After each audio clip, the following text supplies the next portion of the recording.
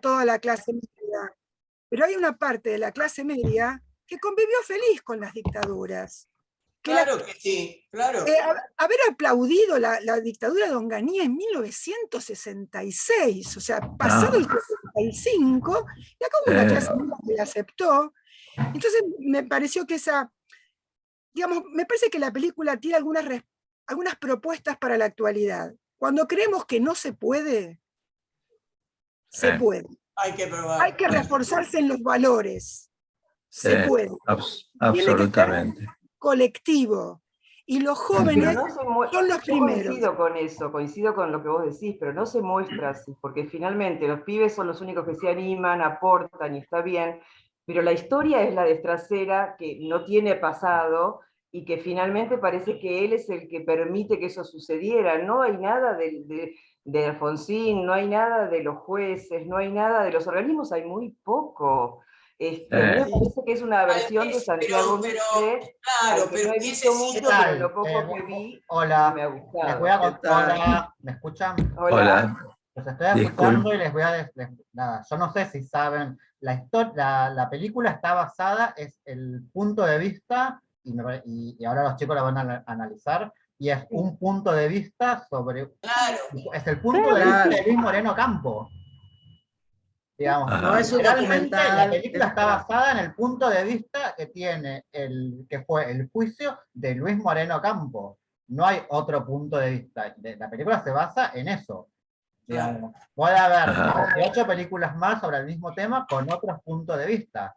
De hecho, bueno, yo lo sé por un conocido que tengo que, digamos,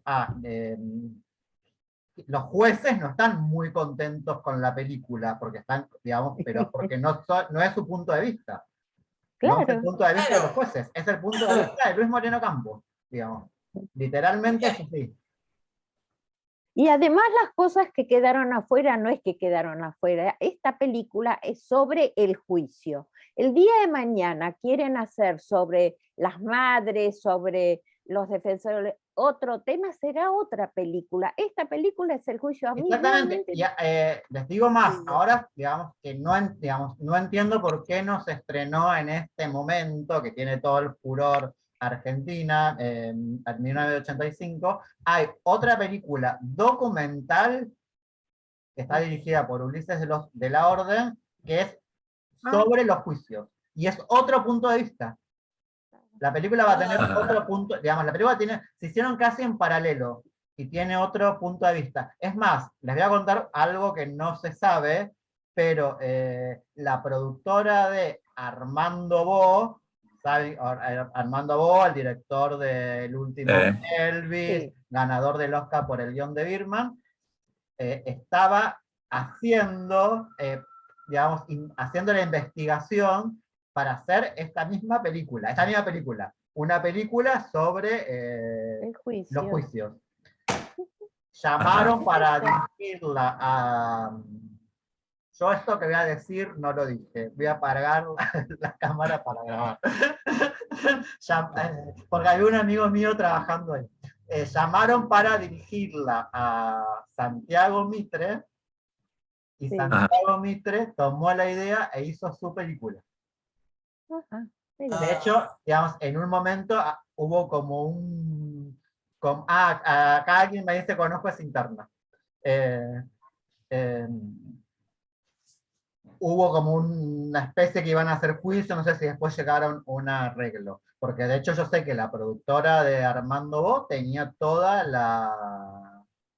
digamos, toda la investigación ya hecha para comenzar el guión. Y estaban viendo... Perdóname, Pablo. Digamos que para Luis Moreno Campo también estaba la posibilidad de... uno de los nombres que se barajaba era Peter Lanzani. No para Estracera se manejaba el nombre de Alejandro Aguada en esa película. Perdóname, Pablo, la que estás diciendo de Ulises es sobre el juicio a las juntas o de los otros juicios que luego... No, sobre el juicio a la junta, sobre los juicios a la junta. Eso quería saber. Sí, para mí es una pena que no la estrenen ahora porque tendría toda... todo el rebote de la película. Claro. No sé ¿Y qué pasa? No Yo sé creo que es una película buena que enfoca ese tema y que es testimonial e importante. sí, Para mí sí. esta película es importante y testimonial. Muchos jóvenes no saben qué fue, así sobre que Sí, y es una ficción, a ver, digamos, no es un documental, es una ficción, y como No, es todas una- es ficciones, cine. digamos, hay muchas cosas que están en la película que no sucedieron y que están puestas. El auto que explota no sucedió nunca. Mm. Eso lo dijeron, están puestas como, digamos, la película está inspirada, digamos, la película empieza diciendo, ahora los chicos la van a analizar y seguramente dirán todo lo que yo estoy diciendo, pero la película comienza diciendo, es una historia inspirada en un hecho real. Digamos, Es sí, cine. inspirada, dice. Hay mucho Tal de cual. ficción, cuando uno construye una ficción, Sí. digamos, tiene que usar Claro, muchos es que- elementos para darle sustento dramático y que interese. Uno puede filmar, digamos, un día en mi vida y seguramente si lo filmamos en tal cual es, será como muy aburrido. Uno después, en la ficción, cuando la va construyendo, va metiendo elementos para que esa historia tenga un sustento cinematográfico y narrativo. Pero Claro. si queremos ver algo tal cual sucedió, Bueno, ni siquiera el cine, pero hay No, no, testimonio, ni siquiera hoy por hoy no, el pero hay cine el documental. testimonio de la labor, el testimonio de la chica esa de la embarazada, el que lo hace Paredes, ese es real. Los testimonios son Claro, reales. sí, sí, Eso hay es real, muchas eso es cosas que real. son No, reales. digo, hay Eso es mucha, real, digamos, y la el película personaje tiene de mucha Norman de Brisky realidad, también es pero mucha de ficción. ficción. Cosas que no sucedieron. Sin embargo, lo de ella, eso que la hacen limpiar y todo, yo me acuerdo de eso, de ese relato. Esas cuestiones Sí, son... el testimonio de Adriana, la que hace de Adriana Calvo es prácticamente textual, de lo Es que ella textual. declaró. Sí.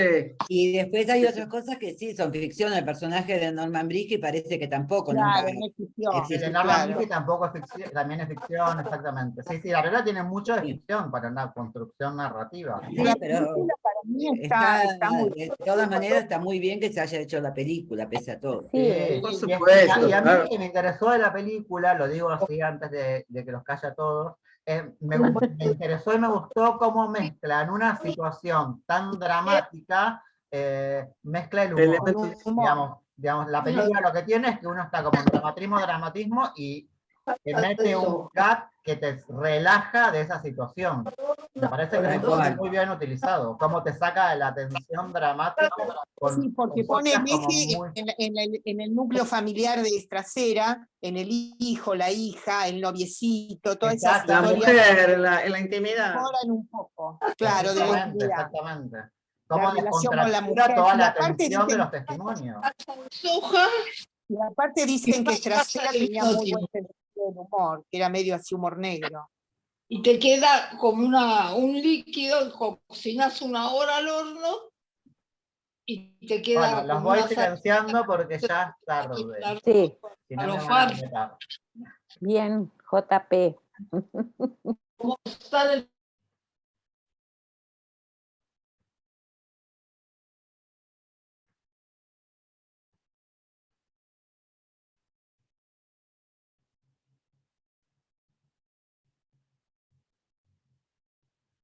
Cámaras, compañeros. A ver si veo, a ver, se me pasa, a ver, no, esta es la de Fede.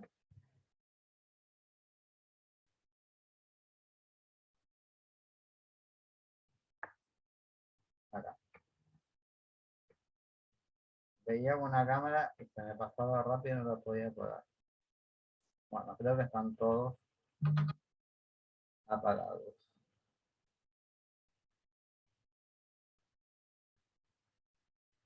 Bueno. Buenas tardes a todos y a todas los que nos saludé. Espero que hayan tenido una linda semana. Ahora que está llegando el calorcito, estamos mejor. Por lo menos yo. Que me gusta el calor. Bueno, hoy terminamos el mes con Argentina 1985. Película muy interesante. Ya di mis puntos de vista de la película. Así que bueno, ahora seguramente los chicos van a... o van a afianzar mis puntos de vista o los van a destruir, no sé qué dirán.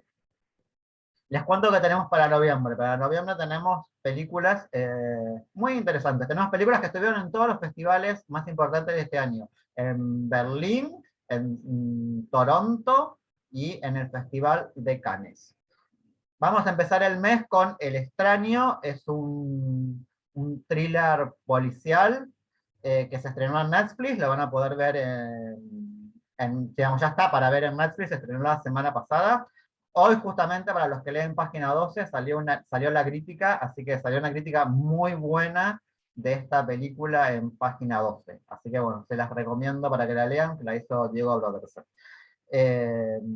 La segunda semana vamos a tener No odiarás, que es una película italiana que se estrenó hoy en salas de cine, acá en Buenos Aires, no sé si en el resto del país, pero bueno, yo después se las voy a mandar hoy, les mando el link para que la puedan ver.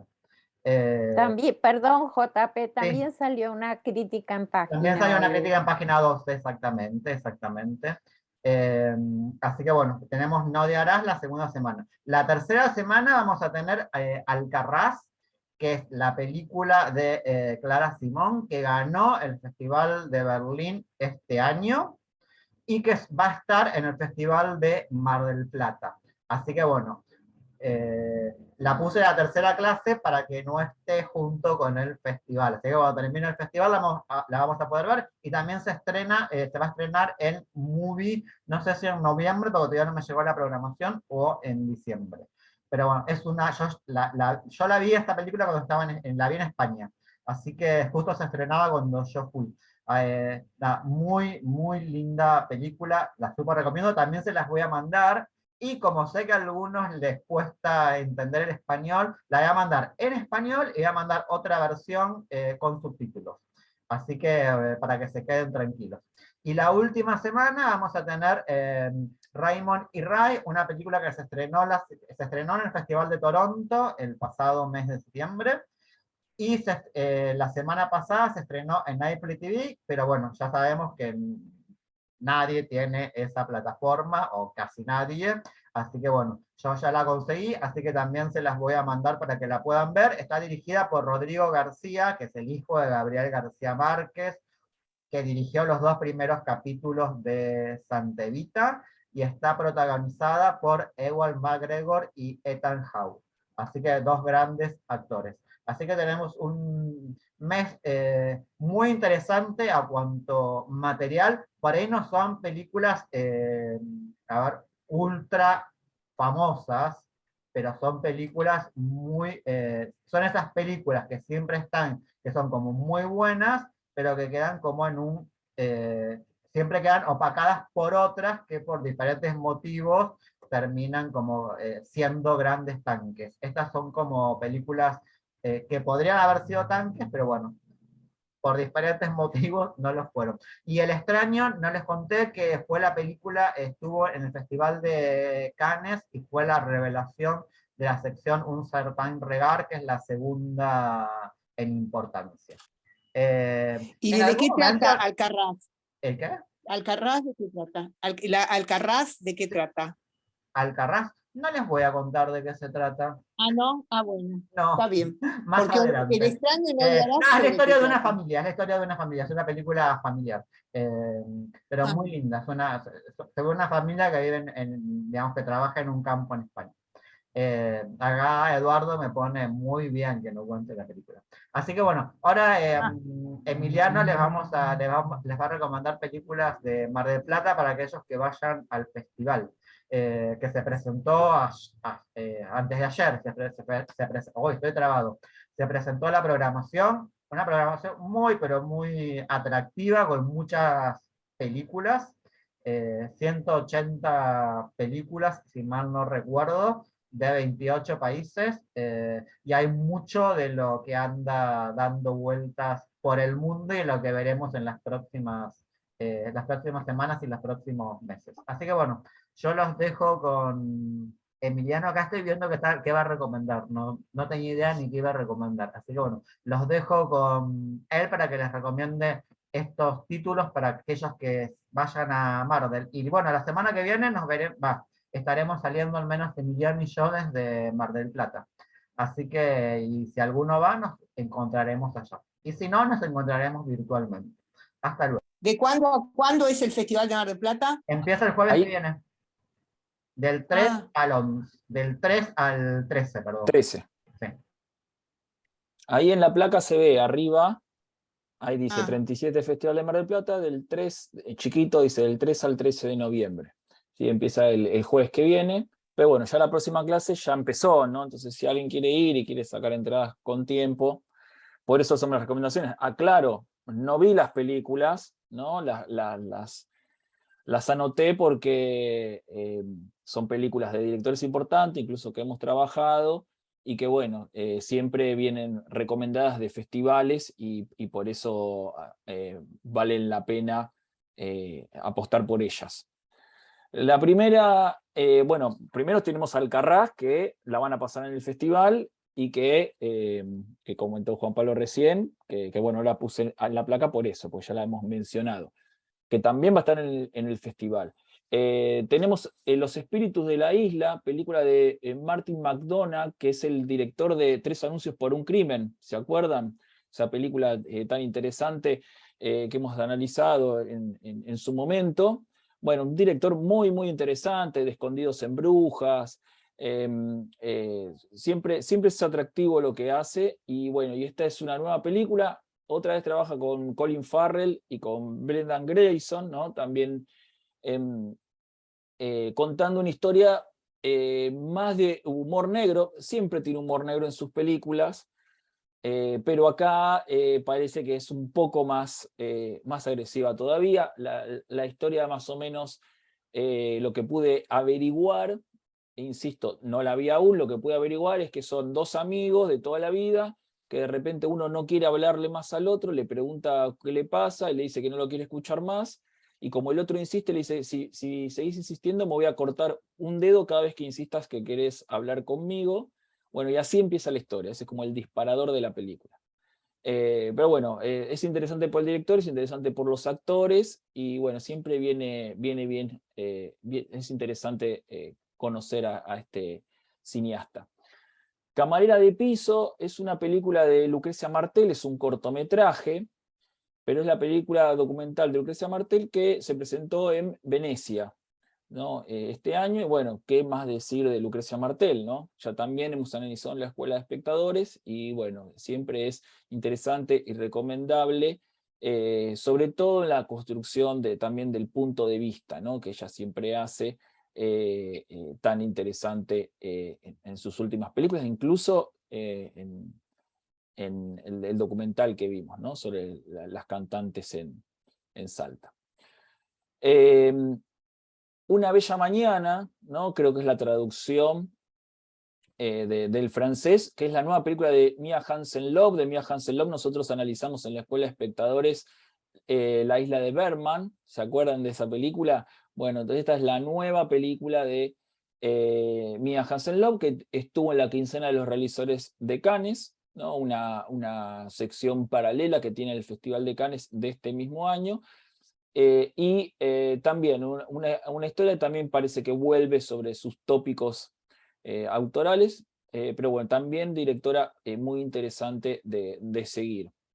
Y por último, Imperio de la Luz, que es la última película de Sam Mendes. Sam Mendes, este director ecléctico que hizo una de James Bond, pero también hizo 1917, también hizo la película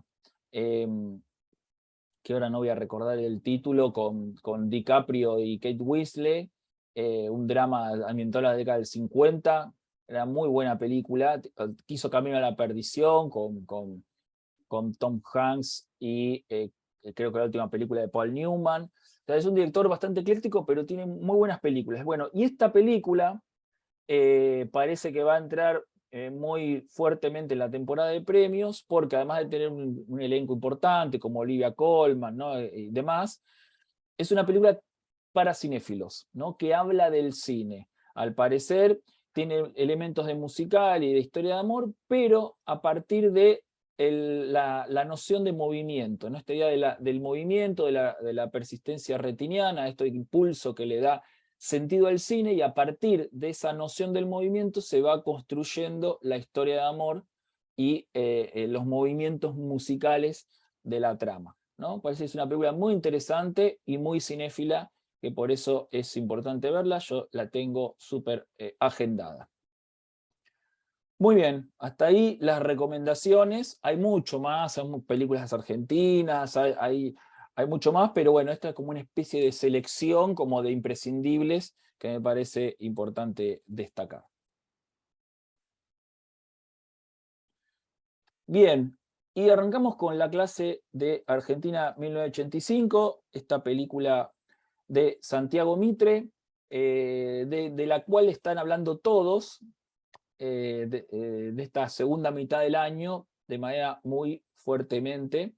Por suerte, ¿no? Por suerte, porque es una película que, por el tema que trata, y es muy interesante que se pueda ver, que se pueda difundir y que no quede en un grupo de cinéfilos solamente, que somos los que muchas veces consumimos películas con temas comprometidos y las películas que esos temas que necesitamos que lleguen a la audiencia a veces no llegan. Bueno, y esto a través de este relato tan fluido, tan potente, tan fácil de comprender y de entender, por las características que tiene, que ahora vamos a analizar, logra hacer llegar su mensaje y vehiculizar el tema de la película sobre todo a todo el mundo, ¿no? Y eso creo que siempre es bueno y hasta necesario, diría, ¿no? Bueno, y empecemos hablando del fenómeno, ¿no? De la película, ¿no? Las cuestiones que están como la película como fenómeno social, y después sobre el final vamos a retomar nuevamente esto, ¿no? Creo que lo interesante es esta reconexión después de la pandemia que una película argentina va a tener con el público, ¿no? A ver, veníamos de un periodo de Relatos Salvajes, del Clan, de El Ángel, ¿no? Películas que venían traccionando mucho público a las salas. Eso fue mermando, se fue como diluyendo con el correr de los años, y vino la pandemia, ¿no? Y ahí vino la pandemia, ahí empezaron el tema de las plataformas y demás, y ahora aparece una película así como, casi como mágicamente, ¿no? Que mágicamente digo porque no estaba en los cálculos de nadie, que tracciona, que identifica, que genera una conexión instantánea con el público y lleva el público a las salas, ¿no? Y más allá del público en las salas, también en las plataformas se ha visto mucho la película, en Prime Video, en Amazon, que es donde está, y esto, bueno, es un buen augurio, ¿no? Creo yo. Pasó en su momento con Nueve Reinas, una cosa similar, ¿no? Después, a fines de los 90, había como el cine argentino otra vez había perdido un poco esa capacidad de conquistar, de enamorar al público, y con Nueve Reinas se genera ese boom también inesperado, una película donde el espectador argentino siente que está hablando de algo muy propio, muy personal, que lo toca de adentro, ¿no? Que conoce, ¿no? Que sabe, que lo puede relacionar, ¿no? Y es en eso que esa magia que la película logra, es que podemos decir que, bueno, que empieza como otra vez a reencontrarse con el público. Y un poco para mencionar este tema del conflicto con Amazon, la película la produce Amazon, no la produce el Inca, y bueno, estaba pautada para hacer el estreno internacional el 21 de octubre, y bueno, a partir de eso piden, abajo Pablo me va a corregir si me equivoco, piden los cines estrenar el 29 de septiembre, pero sucede que las grandes cadenas, las cadenas multinacionales, que son Cinemark, Hoyts, Showcase, Cinépolis, dicen, bueno, no, ellos la quieren con una ventana de más tiempo la película, ¿no? Que le piden a Amazon que corra el estreno y Amazon se niega. ¿Querés que lo aguante yo? ¿Es así, Juan Pablo? Bueno, Dale. es así. Los cines piden una pantalla, digamos, entre el estreno de televisión, digamos, si nos vamos en el tiempo, entre el estreno en televisión o en su época en VHS o DVD, y digamos, tenía que tener una diferencia de 2 años. Si nos vamos en el tiempo, hace muchos años, digamos, una película para que se estrene, digamos, cuando se estrenaba en cine, tenían que pasar 2 años para que se pudiera ver en televisión. El tiempo fue pasando, eso se llama ventana. La ventana se fue achicando a 9 meses. Se fue achicando, y después, cuando fue la pandemia, esa ventana se achicó a 45 días. Es decir, que una película se puede estrenar en un cine y a los 45 días se puede estrenar en una plataforma. Lo que hace HBO. HBO. HBO, exactamente, que es las películas de Warner, que son de HBO, digamos, Warner y HBO es lo mismo, las películas de Warner se estrenan en cine y a los 45 días en HBO, como el caso de Un crimen argentino, que se estrenó hace una semana o 15 días en HBO. En el caso de Argentina 1985, ya estaba pautada la fecha de estreno en Amazon, el 21 de octubre. 21 de octubre, 23 de octubre. La película estaba en el Festival de Venecia, se podía estrenar en cines, pero después del Festival de Venecia. Y por una cuestión de que para que la película vaya a los Oscars, sí se tenía que estrenar en cine, en el país, digamos, se tenía que estrenar en cines antes del 30 de septiembre, para que la película pueda competir por el Oscar a Mejor Película Extranjera. Resulta que los cines las cadenas multinacionales quisieron meter presión para que la pantalla se corriera a los 45 días, donde fue más una estrategia de meter presión y de soborno que una cuestión de conveniencia, porque hoy por hoy ninguna película, son muy pocas las películas que están 3 semanas en el cine, por más tanque que sean, sea Batman, Terminator o El Vengador del Futuro. Digamos, hoy por hoy se reduce todo a los 2 primeros fines de semana donde convocan la mayor cantidad de gente. Entonces fue una medida extorsiva de las cadenas de los cines para ganarle a las plataformas. Digamos, en la guerra, cines, cadenas de cine, plataformas, bueno, la ligó Argentina en 1985. La cuestión es que Argentina en 1985 consigue todo el resto de los cines, y en digamos, los cines que no son de multipantalla, los cines independientes de cadenas argentinas, va a todas las otras salas, que fueron 200 y pico, como que concentra todo ahí, y se convierte en un éxito insuperable, que, digamos, donde todas las cadenas se quisieron matar, y yo sé por amigos que tengo que trabajan en distribución y todo eso, que las cadenas, digamos, los programadores de las cadenas de acá llamaban a Estados Unidos y dijeron: no podemos hacer eso porque la película va a ser un éxito, no podemos no estrenarla. Y de Estados Unidos dieron la orden: no se estrena Argentina en 1985, porque es una forma de meter presión para que las plataformas no estrenen en paralelo con los cines. Así que bueno, esa es la historia más o menos resumida de lo acontecido de la guerra entre cines, plataformas y Argentina en 1985 en el medio. Ahora me voy de vuelta y no los molesten. Sí, guerra que continuará, ¿no? Que no va a terminar acá.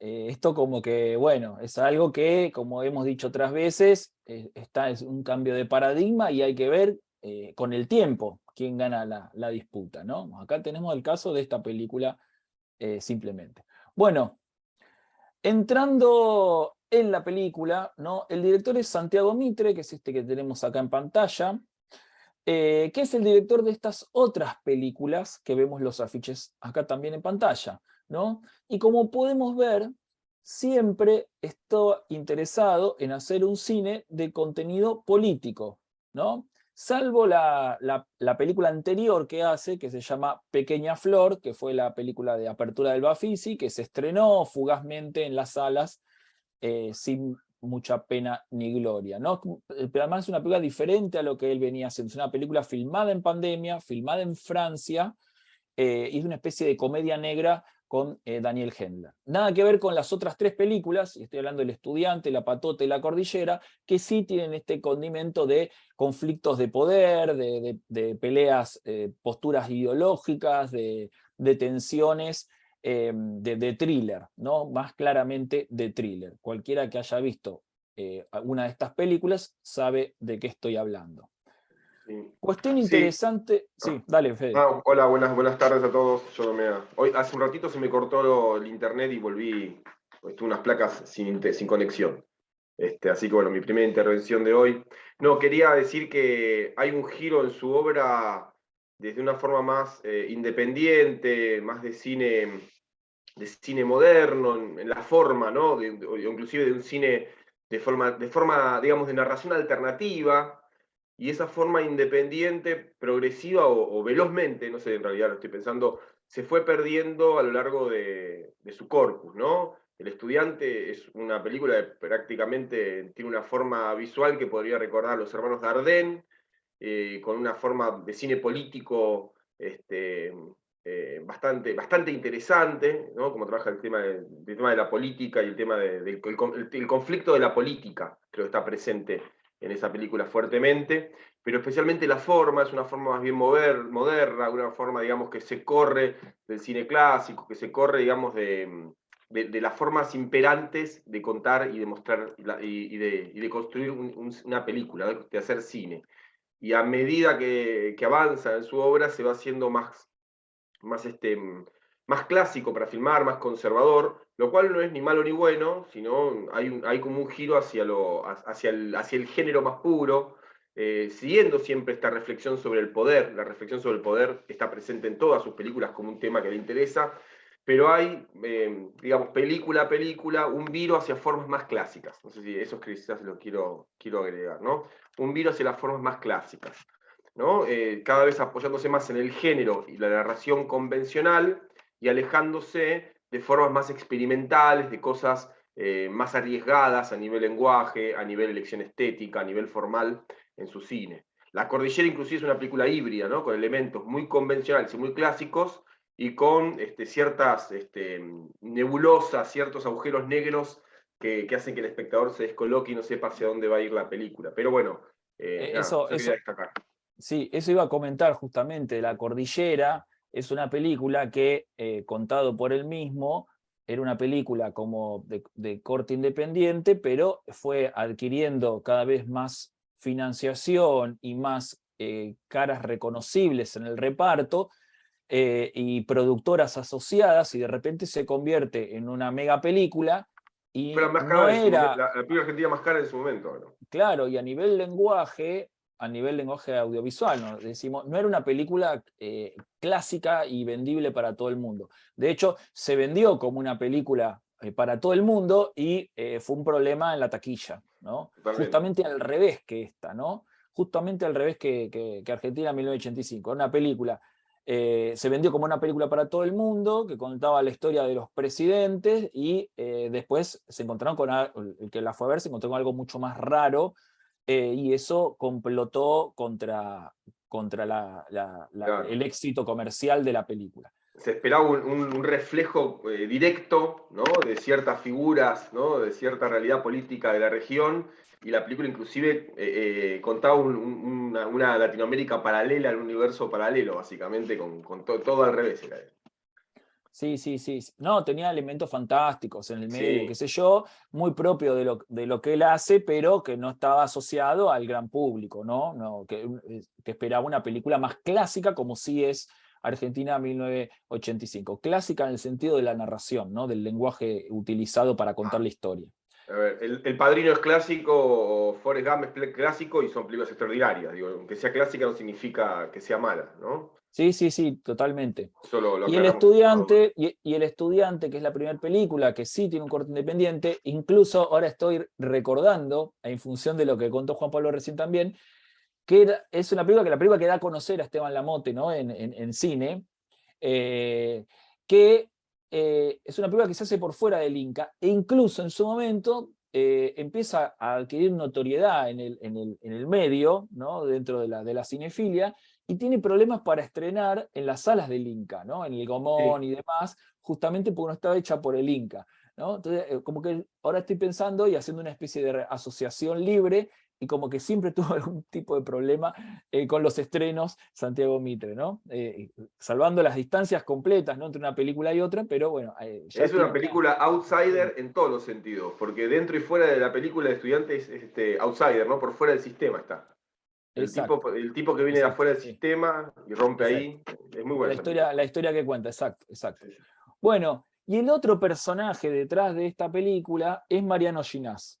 Mariano Ginás es el co-guionista de todas las películas de Santiago Mitre, de todas esas que vimos antes. Él es el co-guionista, pero también es director de cine, y tiene una larga y particular trayectoria, ¿no? Como director independiente, de vanguardia, entiéndase, filma por fuera del Inca, incluso ha escrito incluso manifiesto, ¿no? De todo lo que no hay que hacer con las producciones y demás, y es una especie de genio loco, ¿no? El genio loco en el sentido de personaje reconocido y valorado desde su genialidad como director, ¿no? Pero que siempre como que se mete como en proyectos de carácter imposible, ¿no? Imposible en términos de distribución, de difusión, de exhibición, ¿no? Pero bueno, como que se mete ahí bien de vanguardia, ¿no? A generar el quiebre y, digamos, incomodar, molestar a esa especie de establishment del cine contemporáneo. En ese sentido es muy interesante. En este sentido también, Pequeña Flor funciona como un chiste interno a La Flor. La Flor es la película de 13 horas que hizo, que se estrenó en un Bafisi, que paradójicamente ganó la sección del Bafisi. La película que ganaba tenía los derechos de distribución para ser estrenada en sala, y después los complejos no quisieron estrenarla, porque si metían una película de 13 horas no podían programar ninguna otra, y solo la podían programar una sola pasada por día. O sea, el sistema, el carácter incisivo de Ginás, ¿no? Logra poner en jaque, ¿no? al sistema de exhibición y distribución de los grandes complejos a partir de esta película. En una época donde todo el mundo hace miniseries, y él no, él hace o sea, tenés una historia que dura más de 2 horas, la convertís en una miniserie, y él hace una película de 13 horas, ¿no? Dividida en 3 partes y demás, pero, y en 6 episodios, pero de 13 horas, ¿no? Bueno, con todo ese carácter, él antes hizo Historias Extraordinarias, ¿no? Película son de 4 horas, son 3 historias que se van cruzando entre sí, y es muy hábil para pasar de una historia a la otra. También es el director de Balnearios, documental que lo pueden ver por YouTube, que también son 3 relatos, y tiene una gran capacidad para relatar, ¿no? Para poder... lo que tiene tanto La Flor como Historias Extraordinarias, que si bien son películas largas, y La Flor es muy larga, y hay varios chistes sobre eso en el mundo cinéfilo, logra engancharnos desde la narración, ¿no? Desde cómo cuenta la historia. Películas de corte independiente, ¿no? No son superproducciones, pero sin embargo es esa capacidad para engancharnos con el relato, lo que nos va llevando a querer ver más, y generando intrigas y querer saber más de qué es lo que va sucediendo y cómo se van intercruzando los personajes entre sí sucesivamente. Hay algo de eso, de esa capacidad de relatar y de contar, y de cómo contar el cuento y de cómo llevarlo de un lado para el otro, que está en Argentina 1985. Por eso lo mencionamos, ¿no? Todo esto. Hay algo de eso de con quién te cuenta el cuento, cómo te lo cuenta, y de cómo contar la historia reciente de la Argentina, ¿no? Hay algo de eso que está ahí metido en la película de manera muy interesante, y creemos que es parte de la influencia de él en el guión. Ahora, a la hora de contar, hay 2 cosas que Ginás hace muy bien. Primero, manejar la información para construir suspense, ¿no? generar tensión dramática, suspenso, y también ese agujero negro dado por el punto de vista, ¿no? La angustia del punto de vista. Es decir, lo que hablaba por ahí Emiliano del relato, esto de relatar, cómo cuento una historia. Me acuerdo de Historias Extraordinarias, hay secuencias que están mostradas 2 veces, y en esas 2 veces que están mostradas el relato se modifica, lo que se dice sobre lo que se ve se modifica, y esa modificación en la narración, en la voz que cuenta lo que se está viendo, modifica absolutamente el sentido de la escena, inclusive la acción de la escena. Acción que se está viendo, pero que es modificada por lo que se dice. Y la segunda cosa que hace extraordinariamente bien Ginás es construir subjetividad. Es decir, desde qué personaje cuento, y cuando un personaje ve algo, ¿cómo lo ve? ¿Cómo lo describe? Ejemplo A, dentro de nuestra película, es la pizzería, la reunión de la pizzería de los jueces, de Banchero, vista a través del vidrio por el hijo del fiscal. Ese relato de cómo ve la situación, no sabemos qué es lo que están hablando, qué es lo que deciden. Es simplemente la descripción desde afuera de una cosa que sucede sin audio, sin sonido. El sonido es el relato del chico que mira, ¿no? Ahí construye un punto de vista que da una versión del relato que no sabemos si es la realidad, o sea, si es la real, aunque las imágenes sean exactamente las mismas. Y la tercera cosa que hace también interesante es dejar vacíos, ¿no? Hace construir un vacío en el relato. Es decir, desarrollar una acción y cortarla en el momento del desarrollo para que después un personaje lo cuente más tarde, en otra situación completamente, bueno, en Historias Extraordinarias muchísimos minutos después de suceder esa acción, ¿se entiende? Es decir, muestro una acción, la corto en el momento más importante, y luego alguien me cuenta lo que no vi. Que también tiene que ver con otra cosa que por ahí Ginás le interesa, y que recuerda también al ciudadano Orson Welles, que es la imposibilidad de acceder a la verdad. Y ahí también me parece que es algo interesante cuando hablamos de un cine histórico, un cine que cuenta un acontecimiento histórico.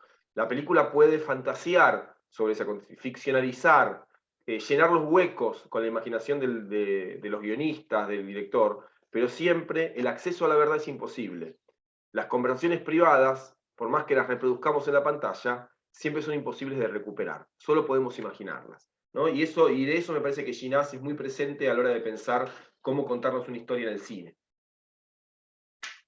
Sí, y no solo la realidad es imposible de representar, sino que importa más el relato que nosotros hagamos de esa realidad que la realidad misma, ¿no? Totalmente. Importa más cómo le contemos el juicio de las juntas a los jóvenes que lo que pasó en el juicio de las juntas, ¿no? Eso es un poco la idea y el mensaje de la película con todo este recurso del relato. Ahora lo vamos a retomar más adelante. También ahí, en ese debate, sí, que siempre hay un debate que es inútil, que igual acá la película, vieron que en el cine siempre hay una distancia, o sea, cuando el cine se basa en un acontecimiento real, hay una distancia entre el acontecimiento real y la película. A veces esa distancia es muy grande y a veces esa distancia es muy corta. Recordemos El Ángel, por ejemplo. En El Ángel, la película argentina que cuenta la historia de Puch, el asesino, la distancia entre la película y los acontecimientos que se conocen de la realidad es una distancia larga. Hay una diferencia muy grande entre la película y la realidad. En cambio, en 1985, la película busca estar, de alguna forma, trabajando sobre la realidad, ¿no? Es una película que busca estar conectada con esa realidad. Pero, como siempre decimos, no deja de ser una ficción. Y como ficción construye, obviamente, a partir de la creatividad y la fantasía del espectador, que construye aquello que nos falta.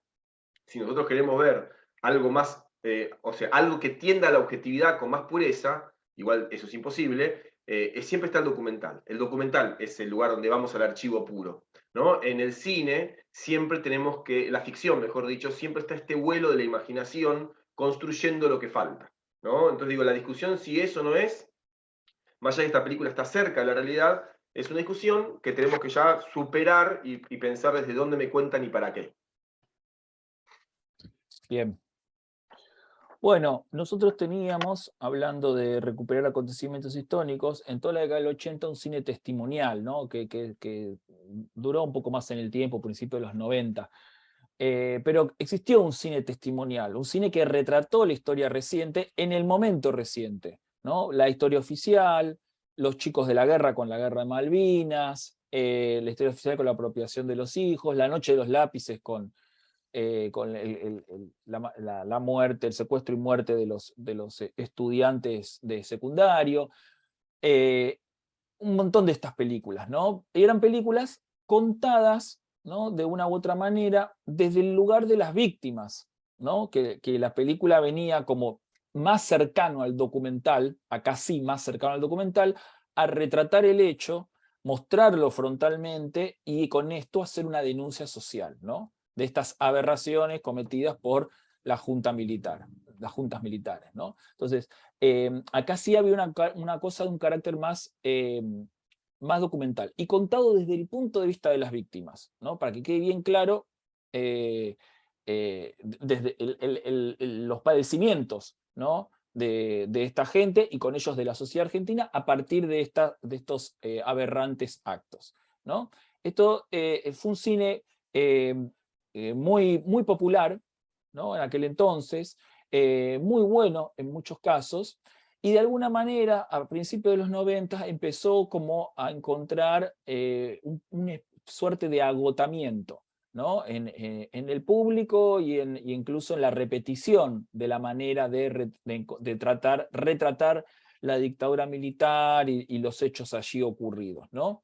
Tal es así que hubo que hacer una suerte de renovación, ¿no?, de generación, digamos, de generación de cineastas, pero también de una renovación de la manera en cómo contar esa dictadura militar. En este caso, tenemos los hechos contados desde otro lugar. Primero, no se está contando lo que pasó en la dictadura exactamente, sino se está contando el juicio a las juntas, ¿no?, una historia no tan contada. Había un video que me acuerdo que en las escuelas, un VHS que daba vueltas sobre la grabación del juicio de las juntas, pero que tampoco había sido incluso tan popular, ¿no? La película viene a poner ficción sobre esto, a contar la historia, pero contarla no desde el lugar de las víctimas, sino desde el lugar de Stracera, ¿no? Stracera es el punto de vista, es el hombre construido para la representación, para la película, como una persona de clase media, y desde ahí busca la identificación con el espectador, ¿no? Que el espectador que va al cine a ver esta película, que posiblemente también sea de clase media en la mayoría de los casos. Entonces busca interpelar a ese espectador. Y nos pone en ese lugar, ¿no?, en este hombre que no fue víctima ni victimario de la dictadura, pero está en ese medio, ¿no?, entre ser cómplice o separarse o distinguirse, ¿no? Y en esa decisión trascendental es la que está Stracera y es la que pone a la clase media argentina, de alguna manera, y al espectador con ella. Espectador desde otro tiempo, desde otro lugar. Y acá no es el documental el que va a articular el relato como género, como era en el cine testimonial, sino que hay géneros cinematográficos, estructuras de género cinematográfico, más al modo clásico, que son las que van a articular la película. En una entrevista, Santiago Mitre dice: es una historia sobre el juicio a las juntas, ¿no? Así lo describe. Se ve que le venían preguntando esto de qué es verdad, qué no es verdad, y cómo lo retrata, y qué sé yo. Y él dice: es una historia sobre el juicio a las juntas, ¿no?, dejando en claro esta cuestión del relato y de la ficción sobre, ¿no? Ahora, el relato y la ficción también es para hablar de esa realidad, ¿no? Y ahí está lo interesante, el cómo ese relato cuenta, dialoga, qué mensaje nos deja de esa realidad que sí sucedió y que está retratada en la película. Sí, Es interesante esto de...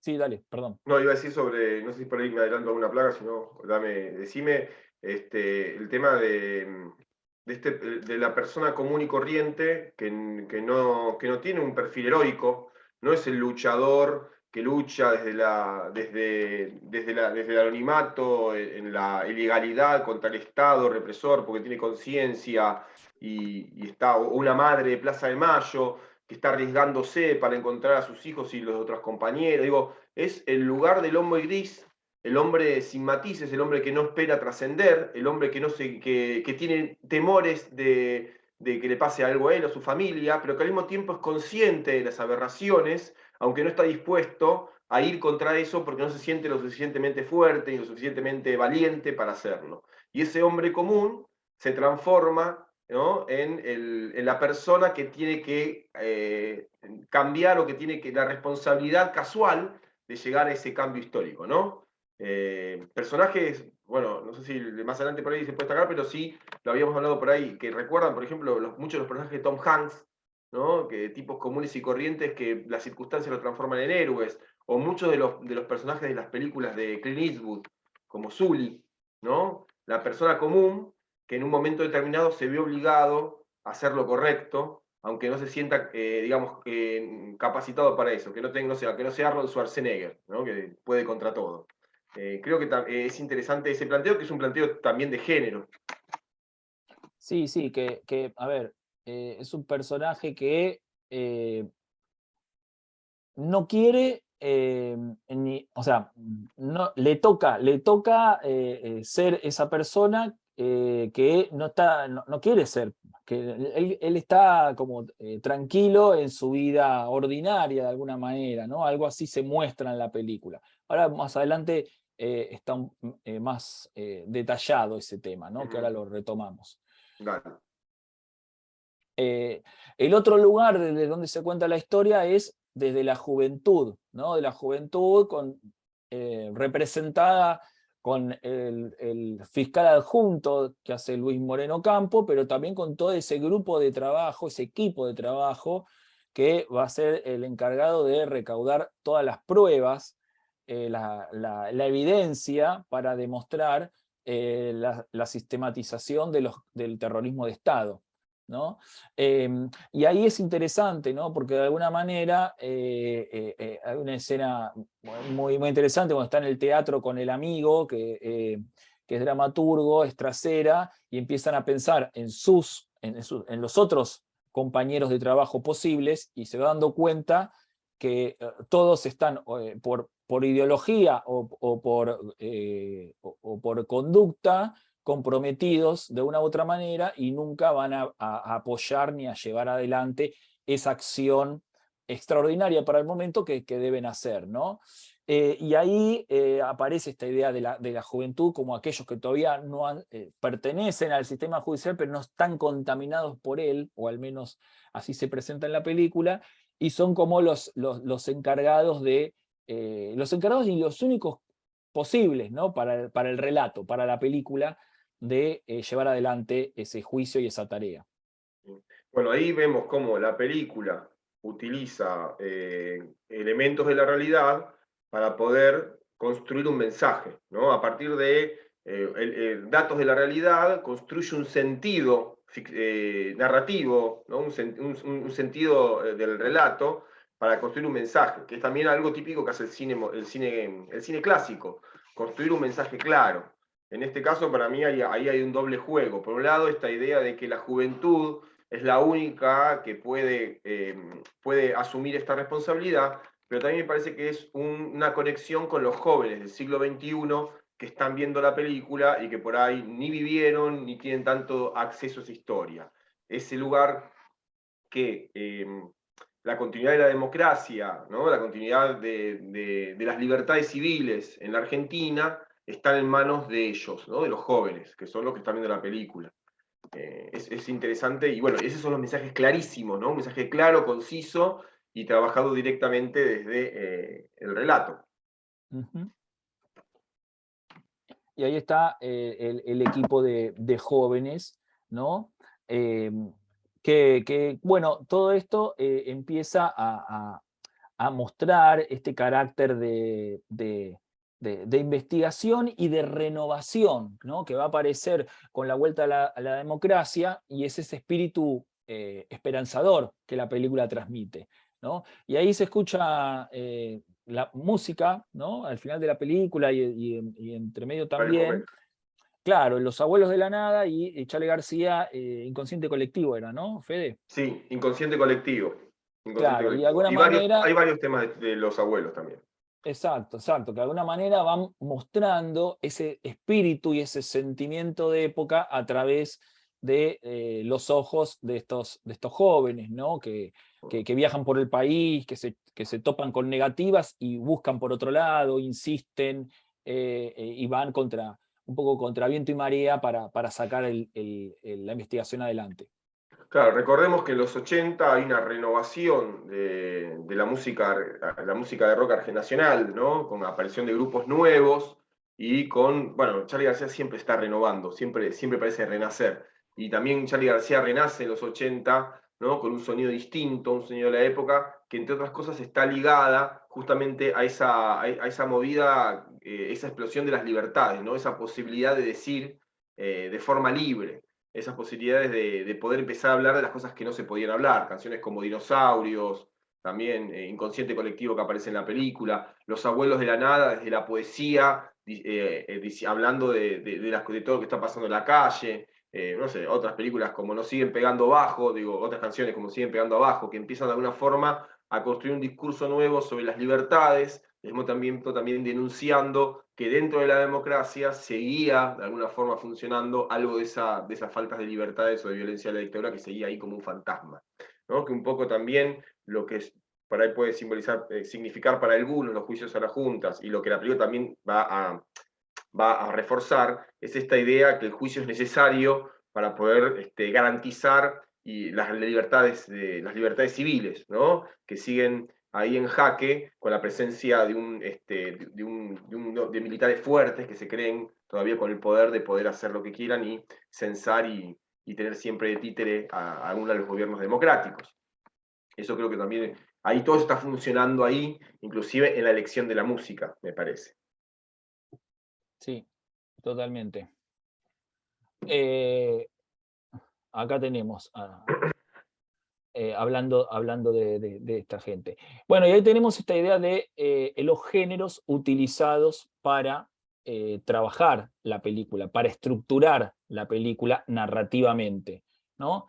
Tenemos, en primer lugar, el género de juicios, ¿no? Un género que es muy famoso y muy utilizado por los norteamericanos. Vimos El Juicio de los 7 de Chicago, ¿no? Esa como película que sigue de manera muy clásica el tema del juicio, que en Estados Unidos funciona diferente la justicia, ¿no? Porque hay un jurado que es el que va a decidir la sentencia, y hay un alegato que tiene que tratar de convencerlos. Acá no pasa eso, pero sí pasa eso, ¿no? Hay algo de tratar de convencer a esa opinión pública, que no van a estar sentadas como jurado, pero van a estar sentados en sus casas, ¿no? Viendo a través de la televisión o escuchando a través de la radio, ¿no? La madre del personaje de Luis Moreno Campo, por ejemplo, ¿no? Hay algo de eso, incluso la película termina con un alegato, ¿no? Con el alegato de Estracera, con el discurso, ¿no? El discurso como la palabra, el poder de la palabra, el poder del mensaje, ¿no? Y esta idea de los valores aparecen en estas películas, en este género, ¿no? Y la película los toma, Argentina 1985 toma todos estos elementos para contar la historia del juicio de las juntas, ¿no? Otro género es el thriller político, por ahí el género que más claramente a la vista salta. Y la otra estructura narrativa es la del camino del héroe, ¿no? Que ya mencionamos algo con el personaje de Estracera, ¿no? Ahora vamos a hablar un poco más en detalle de eso. Entonces, pensando en el género de juicios, tenemos la búsqueda de pruebas, evidencias, ¿no? La investigación, ¿no? Hay que comprobar lo que se está mostrando. En muchas de las películas de juicio norteamericanas, el protagonista es el abogado que tiene que defender a alguien acusado injustamente. Entonces tiene que encontrar las pruebas para mostrar la inocencia del que está acusado, ¿no? Ese es como el género clásico. Acá no es ese el caso. Él es fiscal y él tiene que acusar y tiene que demostrar el delito, ¿no? Entonces, de hecho lo dice claramente en una escena, al principio, al abogado. Se parece en sentido a Código de Honor. Código de Honor. Claro. Tiene que demostrar el delito. Exacto, entonces ahí aparece esta investigación, ¿no? Esta ardua investigación y de difícil logro, como una especie de misión imposible, que es lo que va a tener que hacer con todas estas pruebas. Pero no solo va a ser la prueba, va a tener que convencer a la opinión pública, ¿no? en un momento lo dicen claramente, tenemos que convencer a la clase media, aquella que siempre apoya los golpes militares, va a decir, ¿no? Y después está el discurso final, donde se baja línea, digamos, viene a reforzar todo el mensaje de la película. El discurso final viene a reforzar todo el mensaje de la película, y esto tiene que ver con la estructura de la narración clásica, ¿no? Lo hemos dicho otras veces. La narración clásica vehiculiza un mensaje moraleja que va a ser lo que la película o el director quiere decirnos con esto. Claro, no es una película de ambigüedades, cada uno interpreta lo que quiere, qué habrá querido decir con tal escena, final abierto, no, sino que hay una concreción, ¿no?, de ideas que se van cerrando hacia un lugar bien claro. Ahí hablando un poco de la presencia de la clase media, el ojo de la opinión pública, que debe ser de alguna forma convencido, o mejor dicho, que debe, yo prefiero más que convencido hablar de la idea de debe ser iluminado para que vea una verdad que desconoce, que se le oculta, que no quiere conocer, que no quiere saber. Y me parece que la subjetividad de esa opinión pública, la mirada de ese televidente que sigue el juicio, está presente todo el tiempo en la película. Cada vez que nosotros vemos a través del ojo de la cámara, hay muchas tomas de la cámara que están en el espacio del juicio, ¿no?, el juzgado, filmando la secuencia en el estrado, y muchas tomas que están trabajadas con la textura visual del video de la época, ¿no?, del video televisivo de la época, de imagen televisiva de la época. Cada vez que yo estoy ocularizando, viendo a través de esa imagen de corte televisivo, me estoy acercando a la mirada de la opinión pública. Si la opinión pública está ocularizada en la película a través de esas imágenes televisivas, que son la forma, que es la forma visual y audiovisual que llegaba con la cual llegaban a los hogares ese juicio, ¿no?, que se transmitía audiovisualmente. Entonces ahí tenés de forma, digamos, omnisciente la presencia de esa opinión pública abstracta, ese público abstracto, que serían todos los argentinos siguiendo los juicios por televisión. Bueno, eso es muy interesante, porque tiene que ver con este enriquecimiento del punto de vista, de las diferentes ocularizaciones y subjetividades, ¿no?, que va presentando la película a través de los diferentes personajes que van viendo. Porque más allá que el protagonista sea el fiscal, hay otros puntos de vista ahí jugando, ¿no? Hay como un ping-pong de puntos de vista que funciona en la película, como el del hijo, que ya habíamos hablado hace un rato, ¿no?, que es un personaje muy interesante. Totalmente. Ahora vamos a retomar eso del hijo. Siguiendo con el thriller político, ¿cuál es la estructura narrativa del thriller político? Bueno, todas estas tensiones que se van a dar, ¿no?, casi es como elemento de cine negro, ¿no?, esta cosa del doble espía, aquel que me ve, aquel que oculta, aquel que amenaza, ese peligro latente, ¿no?, que se percibe en el trabajo que ellos están realizando,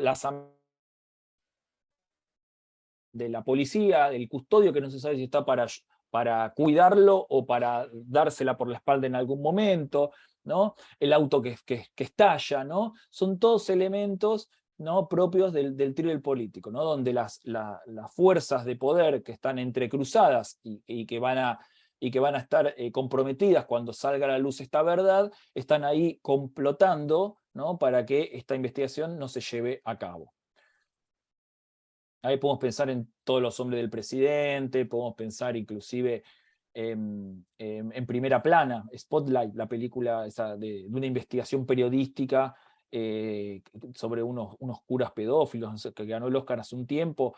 Bueno, esa película también sigue la forma del thriller político, como tantas otras, ¿no?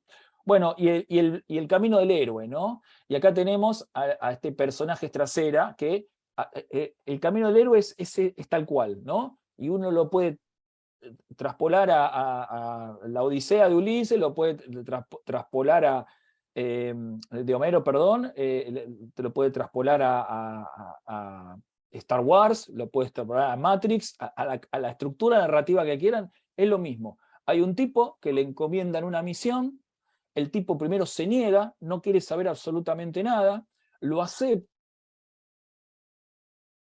y cuando va haciendo el trabajo se va dando cuenta de la importancia que tiene la realización de ese trabajo y de la importancia que tiene la decisión que él tome, ¿no?, el hacerse cargo de eso para el resto, para los demás, ¿no? A partir de eso sucede la película, ¿no? Y otra vez, insisto, es un personaje construido de clase media, ¿no? Vamos a ver que vive en un departamento de la ciudad de Buenos Aires, con un balcón a la calle, ve a sus vecinos del balcón cuando sale a fumar, tiene dos hijos adolescentes, ¿no? Con problemas de las mismas cuestiones de que quién atiende el teléfono en la casa, ¿no? Todos esos hábitos y costumbres, guarda el auto en la cochera, o sea, todos los hábitos y costumbres que se muestran del construido así, ¿no? Y eso es lo que fomenta la identificación con el espectador.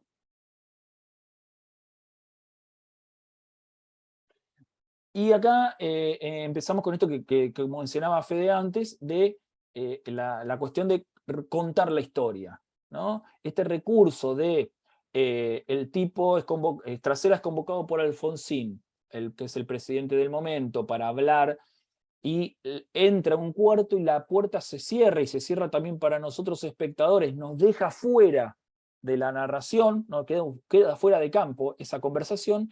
¿Y cómo nos enteramos nosotros de qué conversación tuvo? Porque cuando llega a la casa la mujer le pregunta, ¿y qué te dijo? ¿Y cómo te lo dijo? ¿Y no será lo que vos interpretaste? Entonces hay una cuestión de interpretar el hecho, ¿no? Todo el tiempo está dando vueltas sobre interpretar el hecho, como marcaba Fede cuando el hijo de él ve a los jueces en la pizzería deliberando las condenas, ¿no?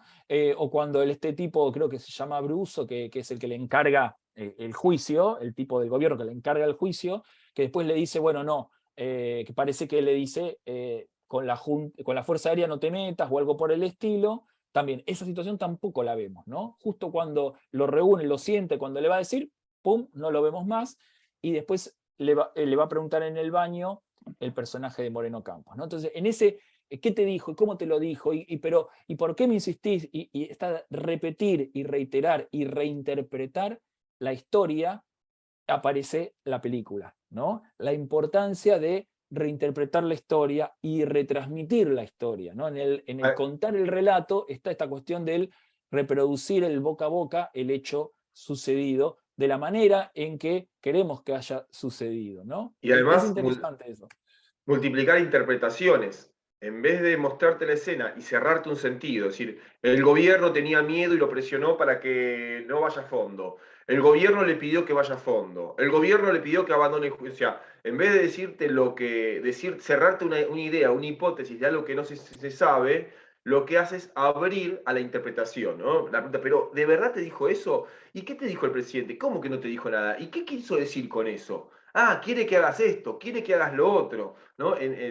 Con Alfonsín pasa lo mismo, la escena con Alfonsín queda fuera del campo. Entonces entra en el campo de la interpretación, o sea, en vez de ver la escena vemos lo que cuenta un personaje que no le gusta contar, porque al personaje no le gusta contar las cosas, siempre habla medio como sin querer terminar de decir la frase, lo que pudo contar un personaje que le cuesta contar, y lo que otro personaje interpreta de eso mal contado, y ahí aparecen las interpretaciones. ¿Qué quiso decir el gobierno? ¿Qué quiere el gobierno? ¿Quiere que sigamos o no quiere que sigamos? ¿Nos apoya o no nos apoya? No responde las preguntas, sino que abre justamente a la interpretación de cada uno, lo que cada uno quiera pensar al respecto, ¿no? Abre las preguntas, abre las posibilidades. Eso me parece una inteligencia magistral, ¿no? Sí, porque hecho, no cierra, abre posibilidades. Y falta menos a la verdad, porque uno en el mundo real no sabe lo que pasó, interpreta, lee La Nación, Infobae, y no sé, y Página 12, y ahí tomás tu decisión de qué querés creer. Exacto. Y la mujer le dice, está clarísimo, le dice, independencia de poderes, o sea, como tenés vía libre para actuar como vos te parezca, o sea, ella interpreta como a ella le gusta entender esa conversación que tuvo con el presidente, y como que lo induce a que él tome partido en el asunto. Bueno, continuamos un poquito más. Bueno, acá un poco lo mismo, ¿no? Y acá agregamos los medios. Lo interesante de los medios, ¿no? Porque cuando él no quiere ir a hablar al programa de Neustadt, va a Moreno Campo. Y lo que hace Moreno Campo dice, no, él está tiene mucho más claro lo de contar la historia. Dice, no, tenemos que ir para contar, que nosotros no estamos en contra de los militares. Y él va y lo vemos eso cuando habla con Neusta, y dice, yo soy de familia militar, ¿cómo voy a estar en contra de los militares? ¿No? Esta idea de contar y qué contar y cómo contar, ¿no? Recuerden que los mismos, los mismos testimonios de las torturas y los secuestros de los militares, salvo el de Ana Calvo, creo que se llama, perdón, ahora se me fue, salvo ese, que lo vemos casi completo, los demás los vemos como por fragmentos, ¿no? O lo vemos por televisión o lo escuchamos por radio, ¿no? Y esto es interesante porque ahí aparecen los medios, ¿no? Como construyendo y reflejando ese discurso, ese relato lógicamente verdadero, verídico, ¿no? Pero siempre lo que nos llega es una representación que tenemos que interpretar, ¿no? Y este es un poco el juego de todo esto en la película, ¿no?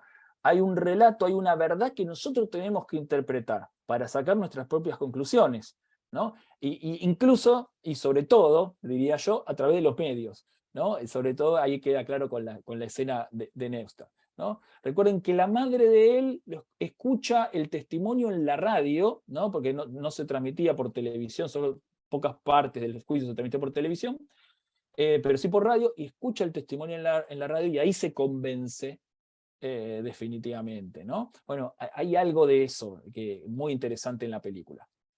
Sí, y ahí también, ¿no? Que la película como busca tener una llegada universal.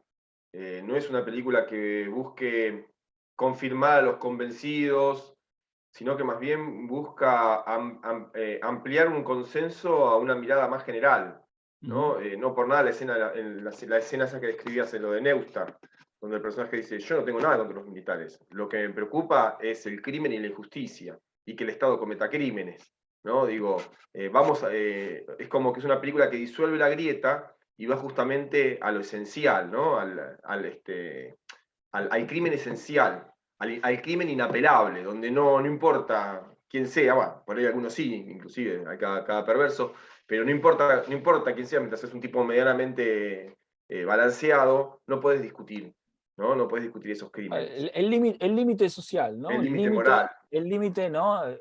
Límite moral. Bueno, un poco eso. Bueno, sí. Otro recurso que la película utiliza, y un recurso completamente narrativo, ¿no? Es el del pasado y el futuro, ¿no? Podemos entenderlo en esos términos. El pasado, entiéndase, el personaje Norman Brisky, que no existió en la realidad, ¿no? Por eso decimos recursos ficcionales, que funciona como un mentor, como un tutor, una especie de padre, ¿no? Al menos profesionalmente, del personaje de Stracera, y tiene esta característica, ¿no? de recordar el pasado, ¿no? Recordar el pasado todo el tiempo para el accionar que él tiene que hacer en el presente.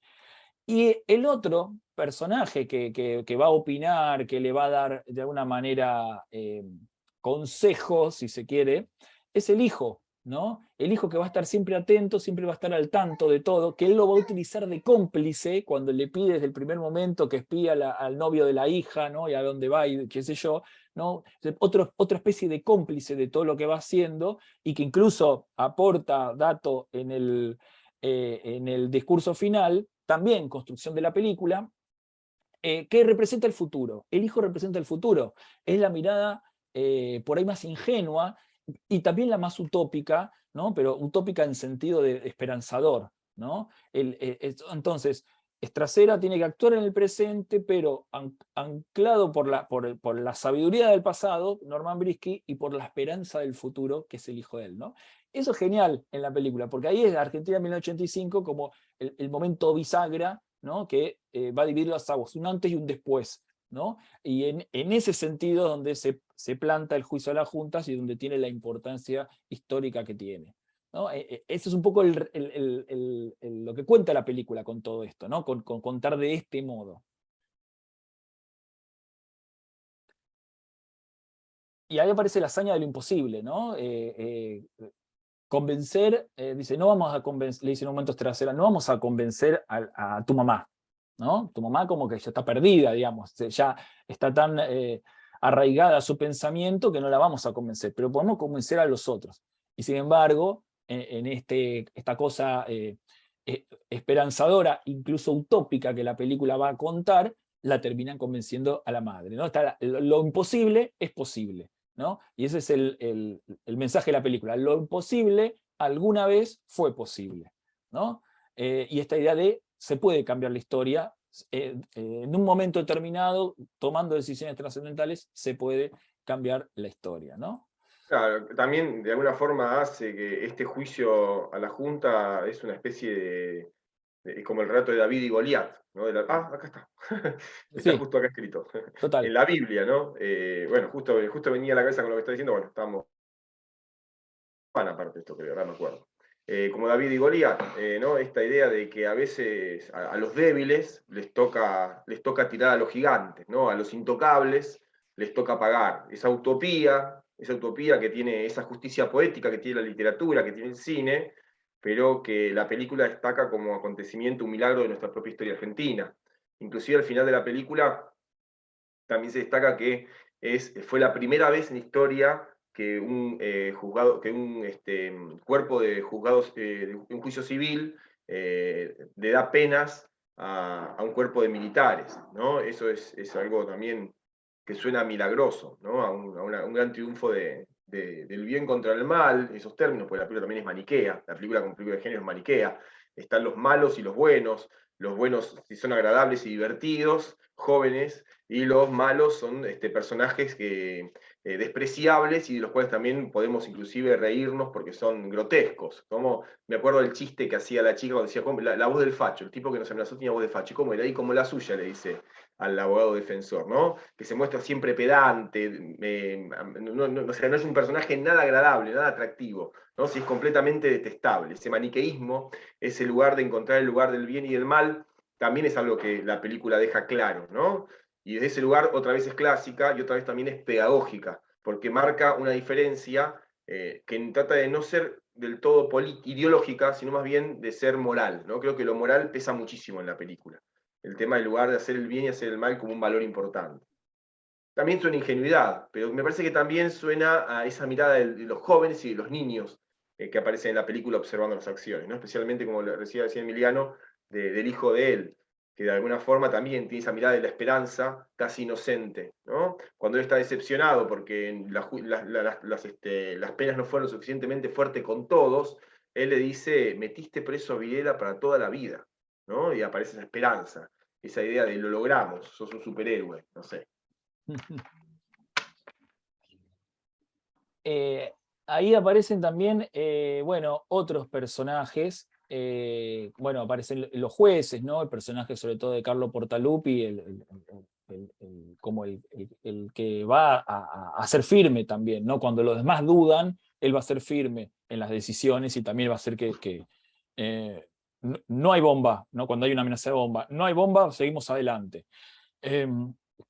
O cuando discuten las penas, las condenas, perdón, no las penas, las condenas. También va a ser determinante, ¿no? Incisivo. Y ahí aparece también como una serie de momentos que toman decisiones trascendentales en el lugar justo, en el momento indicado, ¿no? Y hay algo de búsqueda de redención, ¿no? Tanto el personaje de Stracera, que había estado en función, ¿no? Era un funcionario público, era un fiscal durante la dictadura militar y no pudo darle cauce a ninguna desaparición que le llegó a su fiscalía,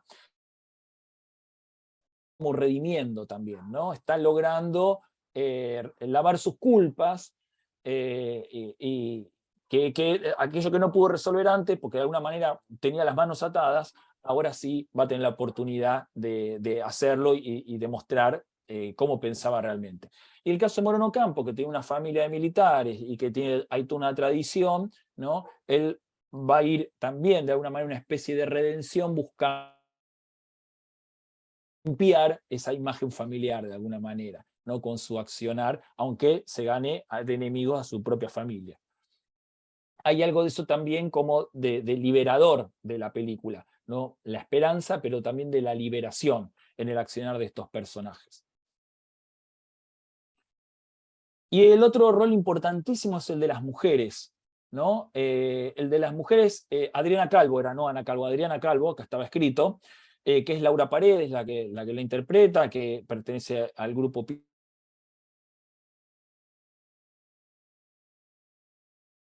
también es la mujer de Ginás, el que habíamos dicho guionista de la película, pero fuera de los datos meramente periodísticos, todas las mujeres en la película son mujeres de carácter, que marcan los límites y que ponen los puntos, ¿no? Todas, ¿no? Son luchadoras. La mujer de Acera primero, la hija en un momento le dice, papá, no me sigas más, ¿no? Con el tema del amante de ella, del novio amante, le pone los puntos también. La asistente, la señora que trabaja, que le da órdenes al principio y le dice, yo soy planta permanente, a mí no me puede echar, ¿no? También desde su lugar de público, digamos, también le pone límites al fiscal. Bueno, y ni hablar las mujeres de la fiscalía cuando enfrentan determinadas circunstancias, como esta situación que comentó Fede recién, cuando le contesta al abogado defensor sobre que es un facho y qué sé yo. Y por supuesto el testimonio, ¿no? Contando todo lo que padeció, todo lo que la amenazaron, y sin embargo ahí contando toda la historia, ¿no? Como también en la figura de ella se representa a todas las mujeres y sobre todo a la mujer hoy en día, ¿no? Esa mujer que sobreviviente porque resiste, ¿no? Y porque sigue decidiendo enfrentar que sucumbir, ¿no? Y esto creo que es muy interesante en la película, porque está con pequeños detalles mostrado, pero refuerza todo el entramado de todas las acciones que suceden después, ¿no? Creo que es un gran valor de la película, que tal vez pasa más desapercibido con otras cosas, pero que está ahí armando todo el entramado, como decíamos. Y bueno, y ahora sí, volviendo a la película en términos de fenómeno social, ¿no? Entonces tenemos una película que conecta con el público, ¿no? Que tiene esta capacidad desde su lectura fluida, fácil de comprensión, incluso desde su maniqueísmo, contar la historia al público, al público joven, al público que la conoce, a todo el mundo, ¿no? Y universalizarla y mostrar de alguna manera, ¿no? Porque siempre pensamos, cuando hablamos con Fede, lo hemos mencionado otras veces, ¿por qué una película que transcurre en 1985 se cuenta hoy, en la actualidad, ¿no? Y bueno, en estos momentos de grieta social, de divisiones, ¿no? Que pasa acá y pasa en Estados Unidos y pasa en todo el mundo, hubo un momento donde la sociedad se puso de acuerdo en algo, ¿no? La sociedad argentina se puso de acuerdo en algo. Con esto, no. Lo de derecha, lo de izquierda, todo. Con esto, hasta acá hay un límite. Acá hay un límite que no se debe pasar nunca más, ¿no? Bueno, si alguna vez nos pusimos de acuerdo, pareciera querer decir la película, ahora también deberíamos poder ponernos de acuerdo, ¿no? Sí. Además, en esa lógica se construye el mensaje esperanzador de la película. Además, creo que también la película se toma un trabajo importante de describir en el juicio la naturaleza de los crímenes, ¿no? La naturaleza de los crímenes que cometió la Junta Militar y de la responsabilidad del Estado, que es una responsabilidad triple o inmensamente mayor por la cantidad de poder y la cantidad de recursos que tiene y la magnitud del daño social que puede hacer con su accionar, ¿no? Con mucho detalle. No se trata de un color político, no se trata de que me guste la izquierda o la derecha, de que esté a favor o en contra, de que piense que hubo o no hubo guerrilla. Lo que se describe acá es la naturaleza de un delito, la naturaleza de un crimen de lesa humanidad y cómo ese crimen es irrefutable. Y me parece que en circunstancias donde tenemos hoy políticos con discursos de extrema derecha, de extrema violencia, que se toman esto en chiste y que hacen acusaciones chicaneras, ¿no? Contra sus contrincantes políticos, y eso justifica, o al menos hace que no valga la pena recordar ciertos acontecimientos de la historia argentina, me parece muy relevante, ¿no? Pienso en lo que pasó en Tucumán, con Milei. Me parece absolutamente relevante, porque no hay persona sana, emocional emocional y moral y éticamente sana, que pueda no hacerse cargo de lo que la película dice. Porque en ese sentido, algunos la acusaron de ser blanda. Yo creo que más que blanda, intentó ser universal, intentó ser incuestionable, ¿no? Intentó que no haya, digamos, una bandera política, inclusive cuando la composición de los chicos que están adentro del juicio. Uno es peronista, el otro es apolítico, el otro está por cuestiones personales, el otro está para adquirir experiencia. Digo, todo eso habla de la diversidad de personas que se ponen de acuerdo, como decía Emiliano, para entender que hay algo que no puede ser nunca más.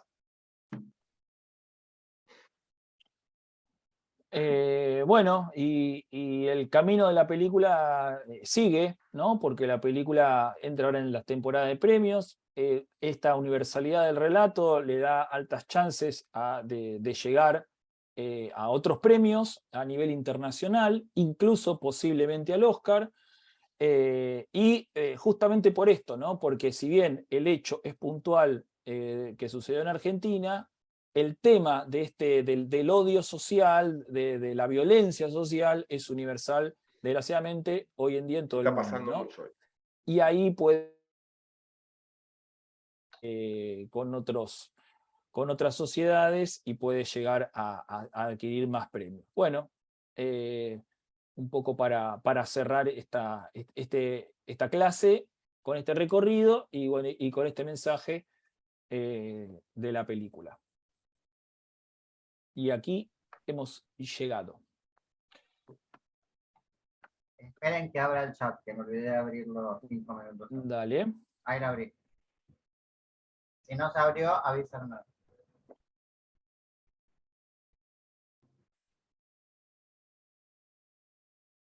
A ver. Se abrió, se abrió. ¿Se abrió? Sí, sí, estaba chequeando. Sí. A mí no se me abrió. Pero actualízalo porque yo lo abrí. Yo también. Yo leo, gracias JP por la explicación del conflicto. No sé si hay más. Ah, ahí está.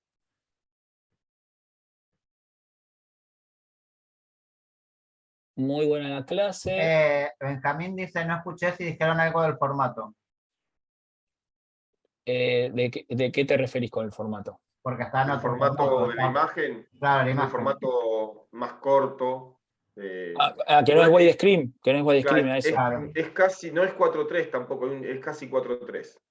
No es tampoco Sí. televisivo. Sí. Yo creo que emula un poco a las imágenes que había del juicio, ¿no? Exacto, que eran imágenes televisivas. Sí. Creo que esa es un poco Y a la época también, digamos, para la época. La paleta de colores, el color, la textura y el color de la película también recuerda, o sea, se parece bastante al color de las filmaciones que hay, ¿no? De hecho, por momentos la imagen está un poco granulada también. Claro, pues se mezclan imágenes hechas en la calidad, claro, reales con documentales. Entonces granulan, ¿no?, la imagen para que queden iguales. Sí. El diseño de producción me pareció impresionante. Es extraordinario. Bueno, yo creo que si algo destaca todas las producciones hechas para plataforma es la recreación de las épocas. En eso son impecables. Incluso las películas o las series malas tienen una recreación de época admirable. De alguna forma, esta posibilidad que abre bastante este año a tener presupuestos internacionales para poder hacer producciones regionales o locales, ha permitido una explosión en la calidad cinematográfica de los productos del cine argentino, ¿no? Porque se cuentan con presupuestos que antes era prácticamente imposible.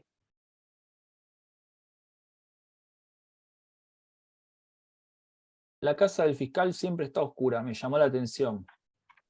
Sí, siempre, es cierto. Las escenas son todas nocturnas, cuando llega de trabajar, ¿no? Los momentos que se encuentran, o a la madrugada con la esposa antes de ir a trabajar. Sí, también hay... O no había parado la luz, no sabemos.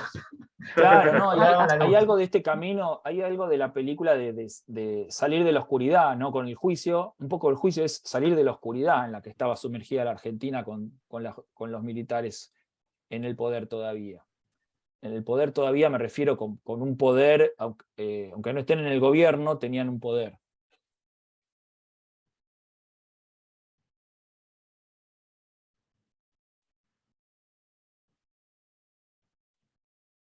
Marcelo dice, el fiscal era en esa época dependiente del Poder Ejecutivo. Le debemos ese juicio al gobierno democrático de esos años. Me hubiera gustado que no quedara tan vidriosa la actuación del gobierno como si fuera que siempre los gobiernos son oscuros.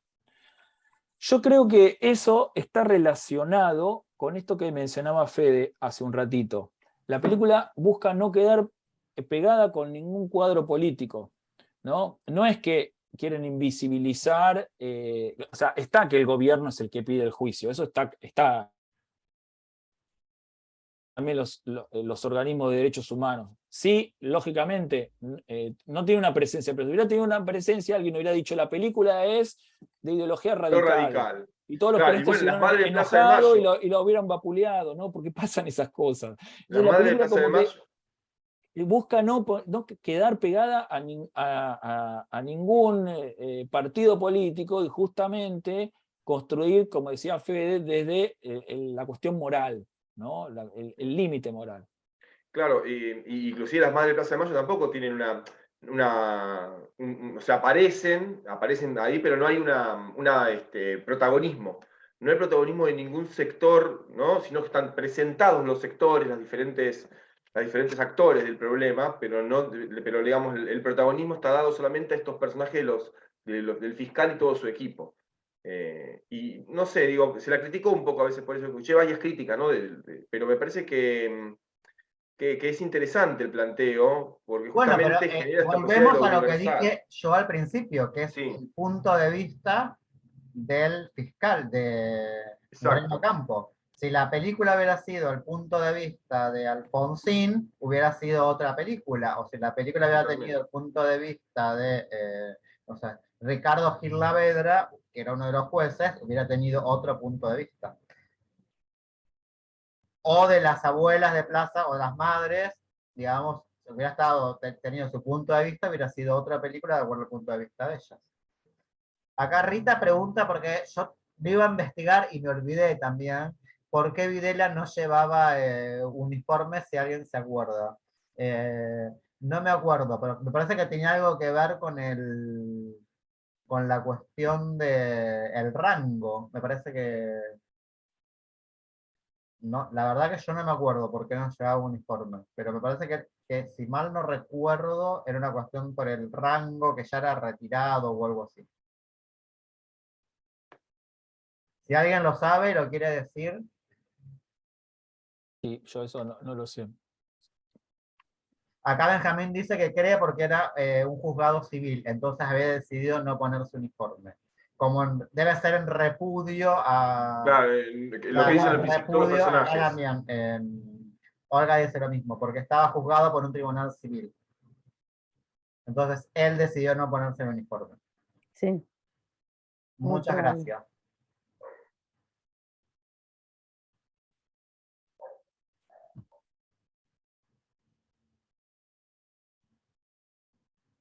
Acá Rita dice, no coincido en que la clase media siempre apoya los golpes militares.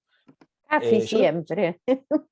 creo que a ver, la película estaba generalizando en ese momento, ¿no? No está hablando no está hablando de que son todos así, está hablando como en líneas generales.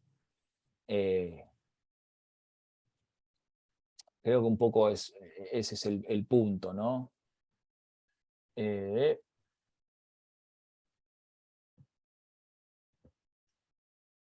Es una película que, al margen de toda polémica, aporta a fortalecer el nunca más. Excelente clase, dicen acá también. Los anaqueles interminables con los registros de la CONADEP es una imagen que resume para mí la importancia de su trabajo. Sí, lógicamente.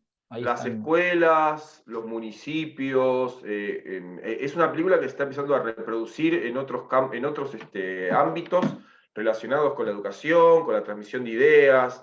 Es una película que va a tener un largo camino pedagógico, que va a ser vista en las escuelas secundarias. Yo creo que es como le pasó con La Noche de los Lápices también, ¿no? Que es una película que va por ese camino también, ¿no? Es una película que se vuelve pedagógica, que se vuelve transmisora de un mensaje. Bueno, ya lo hablamos un montón, pero creo que va a tener un largo camino de proyecciones por fuera de los espacios caseros y por fuera de los cines y los festivales, por estos valores que tiene extra cinematográficos.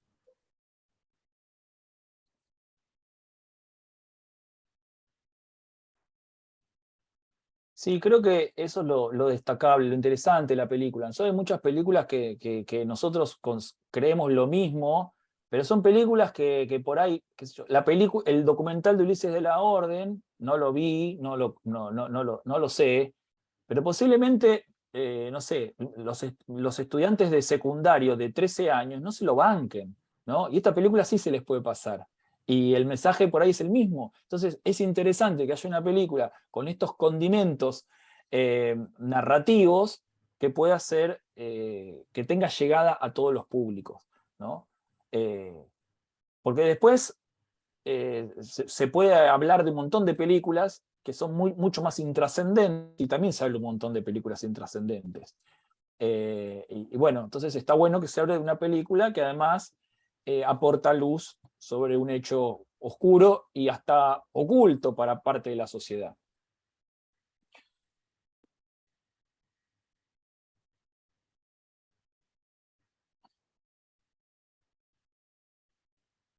Lidia dice, yo entendí que se referían a la clase media de alma clase mediera, que es tal cual. Bueno, ahí vamos a entrar en una discusión de qué es la clase media, que no vamos a salir nunca de esa discusión, porque es indescifrable, ¿no?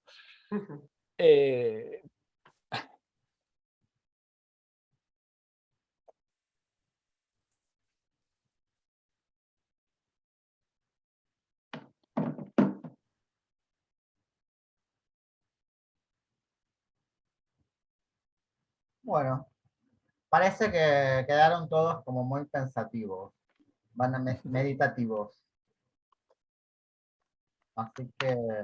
A mí no me salen los mensajes, dejé como 3 mensajes, pero no sé por qué no salieron.